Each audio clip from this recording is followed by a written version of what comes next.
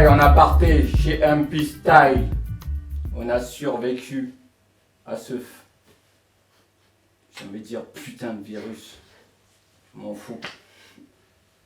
Ce soir, je reçois une, on va dire, franco-italienne maintenant, ou je sais pas, elle s'appelle Martina Maccioli. Ça va? Oui, et toi? Oui, moi ça va, tu vois, on est là, t'es là, ça fait plaisir. De ouf, c'est incroyable. Ça fait du bien de voir des gens et être invité. Ça fait du bien, merci beaucoup. C'est avec plaisir. Ok, moi ça me fait plaisir parce que je t'ai connu, t'avais quoi, 17, 18 ans, je sais pas. Exactement. C'est ça? Mm. Voilà. Et comme tu es arrivé en France, ça va faire maintenant une dizaine d'années. Non, 5 Neuf. ans. C'est tout? Ouais. Oh, bah, voilà. Mais on se connaît depuis 10 ans. 10 ans. Et j'étais venue ici la première fois il y a 10 ans. Voilà.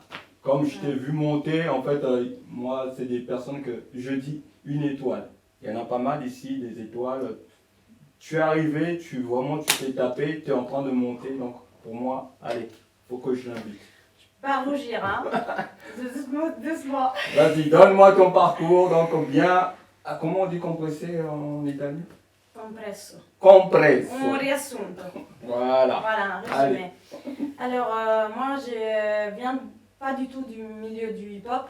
J'ai commencé par les danses de salon, les danses traditionnelles italiennes, du coup la valse et des autres noms que je ne vous donne pas, mais c'était des danses de couple.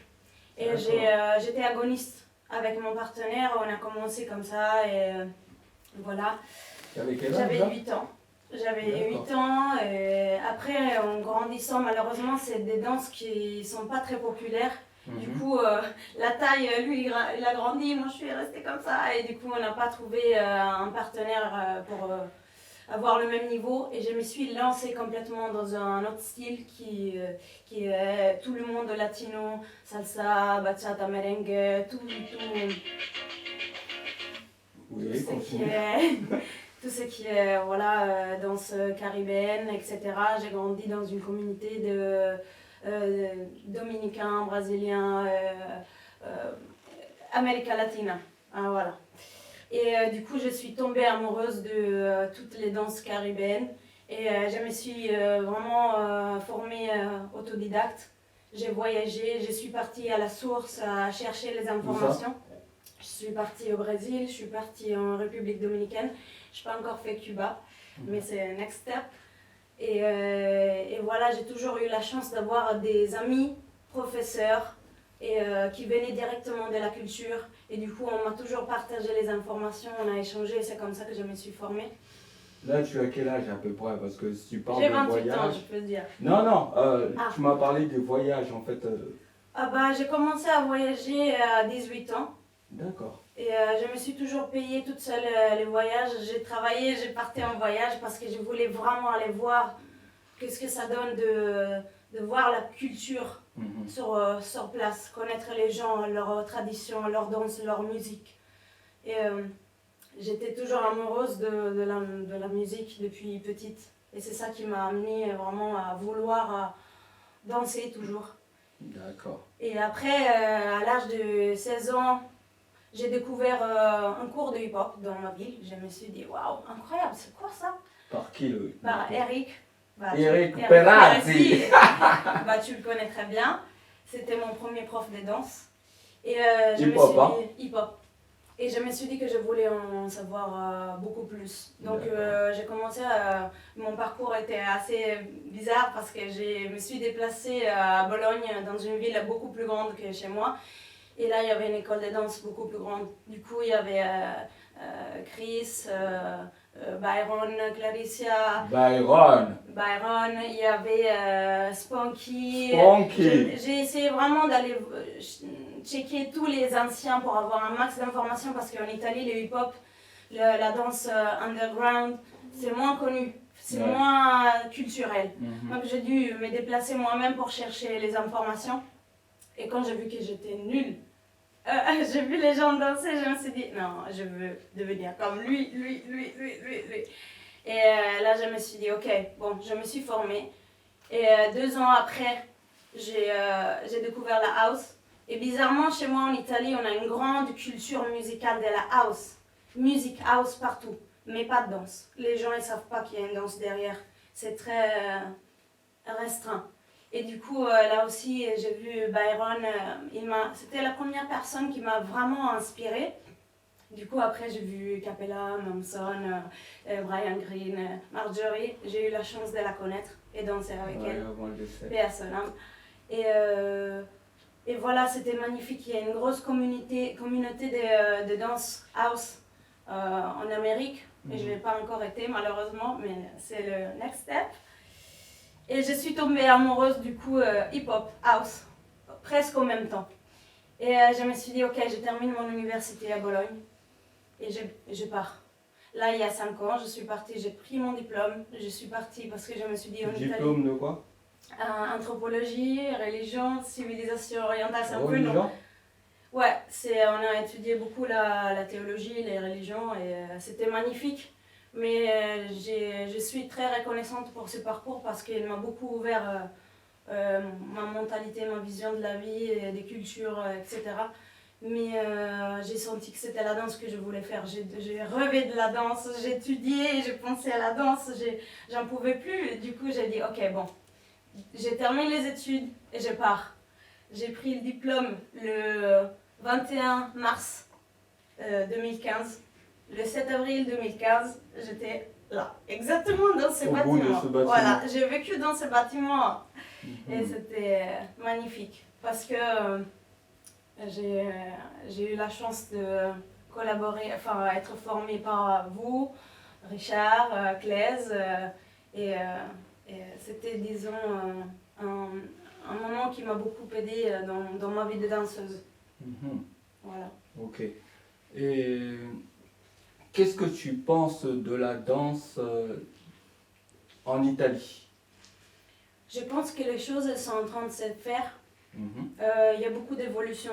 Les jeunes ils sont plus, comment dire, il y a beaucoup plus de danse, de hip-hop, de partage de culture. Surtout il y a les spunky, des gens qui prennent vraiment ce temps de passer, de transmettre les informations à la nouvelle génération. Et du coup le niveau est en train de monter.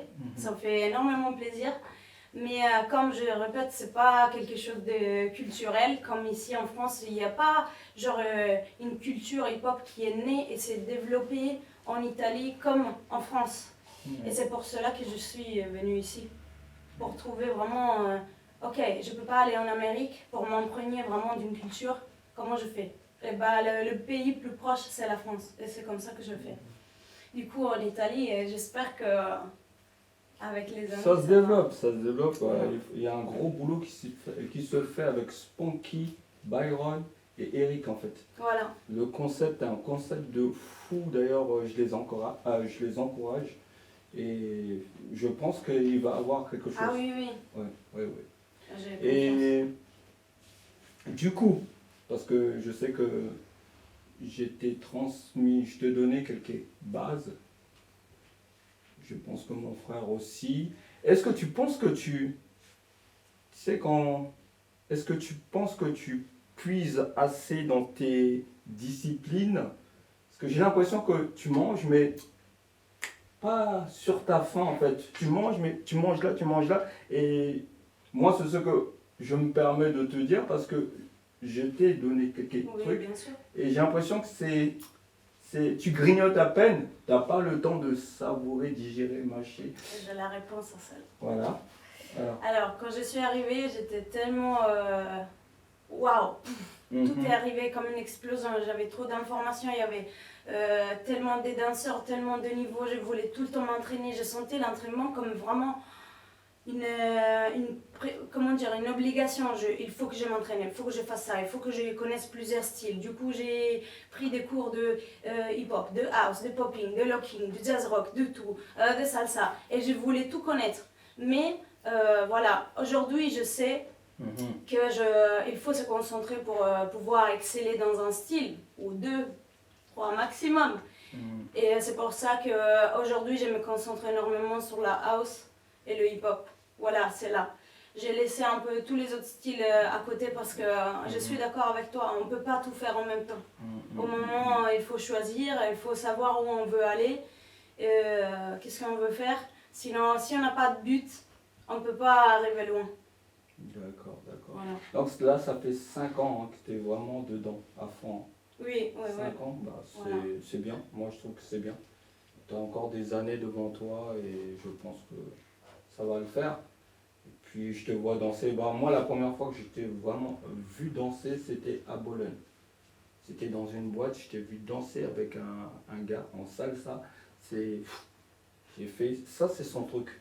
C'est son truc. Maintenant, il faut que tu puisses mélanger tout ce que tu as appris à côté pour vraiment faire ton identité en fait. Que tu te concentres là-dessus et puis ça va aller. C'est ce que j'essaie de faire. C'est pas facile parce que tu prends pas juste un step et l'autre step d'un autre style et tu les mets ensemble, tu les colles, voilà, c'est fini. Il faut vraiment mélanger les énergies, l'attitude des danses et les avoir dans le corps et faire en sorte que ça sorte vraiment comme si ça a toujours été dans toi. Et ça, c'est un travail.